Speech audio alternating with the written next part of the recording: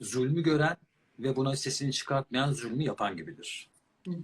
Bir zulümle karşı karşıyaysanız o zulme dur demeniz gerekiyor. Bunu da ancak celalle yaparsınız. Ona ya pardon durur musun rica etsem durmaz. Yok onda o kanal yok. Pa olmaz bazen celal lazım dur lan. Yani bir durdurmak lazım. Öt. Bir demek lazım. O celaldir. Ama biz genelde yapı fıtrat gereği ben kendi üzerimden örnek vereyim. Ben eski dönemlerinde celali çok yaşayanlardım.